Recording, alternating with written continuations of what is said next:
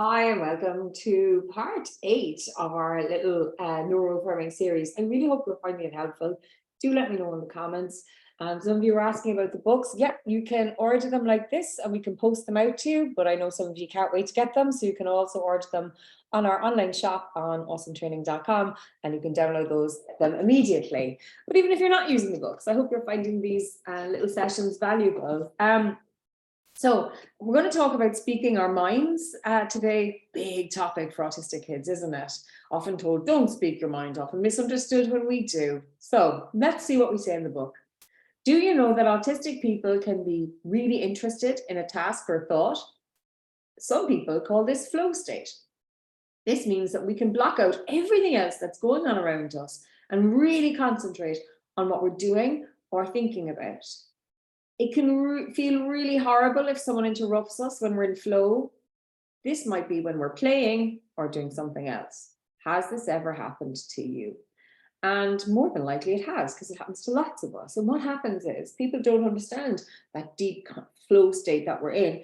And then someone interrupts us and then we're like, ah, because it feels so horrible. And we express that. And people are like shocked. Oh my God, that's a bit of an overreaction. I just wanted to ask you something, but they don't understand what's after happening. They've literally, disconnected us from that flow state. It feels horrible. Everything we were thinking or working on is gone. It's a highly emotional state of connection. Creatives talk about flow state as well. So understanding what that's like, because then what happens is, if you tell a kid they're overreacting when you interrupt their flow state, they kind of feel like they are overreacting, and then you just allow people to interrupt them whenever, because now we don't know our boundaries, because, well, I'm after showing you what's not acceptable to me. Now you've told me that's not acceptable to you, and I'm the kid and you're the adults, and so I now don't, I can't work within my own boundaries. So it's really important that we understand how autistic minds work and how kids respond to us, and then how we respond to their responses. So then we go on to say, what did it feel like if it has happened to you, and how did you communicate those feelings? So again, take notes, because you're figuring out, okay, what's going on with the child, how they're expressing themselves, because most likely if you're using this in one context, like say you're a parent, it's happening in school as well, or maybe you're a teacher or an SNA or somebody working in a school and you're using it in school, you can share this information. Do you know when they act like this, it's because of this? And we never know unless we actually ask the person, and we're asking the child. The child has so much freedom in these books to express what's going on for them. And then we talk a little bit more about flow. We can also talk when we're in flow. This means that we might tell people lots of information and share many thoughts with them. Other people don't always understand this is what we're doing. We can be really passionate about our interests, and so we can talk about them for ages. Because our interests bring us great joy, we often want to share that joy with others. Now, I'm going to say something here.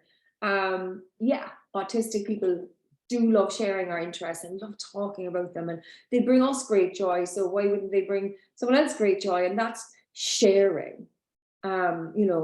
And often autistic children are told, oh, you're oversharing, or you're talking too much, you're monopolizing the conversation. So think about that environment that kid is in as well. How many friends do they have? How many people do they have to listen to them?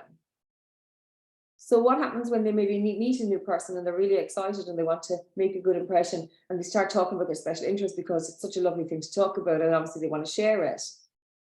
They don't have all these other people to maybe share a little bit of it as well, so we need to take that into account as well. If you're holding everything in because you just don't have some friends, and next thing you meet someone and you leave it all out, it's like a relief. You've got someone who you can share this thing with. So it's unfortunate that when autistic children do that, they're kind of reprimanded for doing it, taught not to,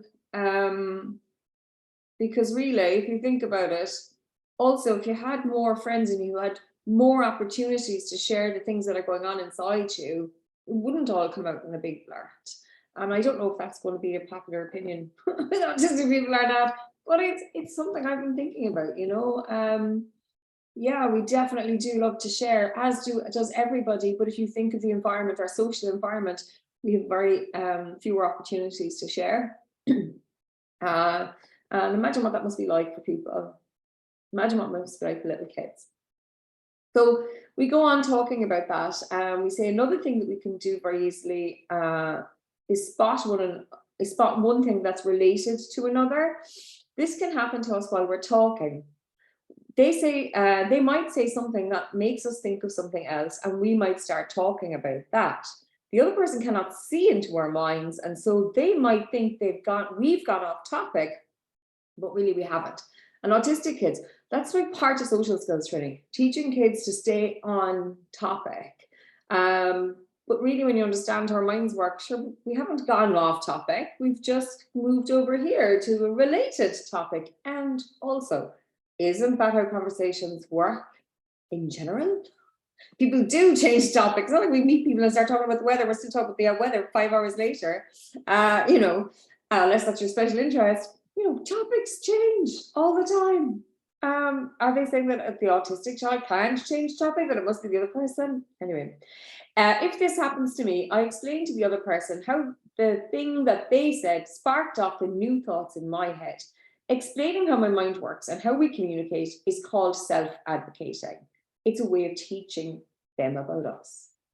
But it's also worth knowing that conversations always go off topic anyway. It's very natural for people to change topics during a conversation. So off topic isn't a real problem anyway. So basically telling the child, don't let anybody convince you that you're the problem going off topic. Just explain to them how your mind works. Now, again, as I always say, we do obviously put lots of self-advocacy tips throughout the book, but also keep reminding the child, if you want to, you can explain this to people.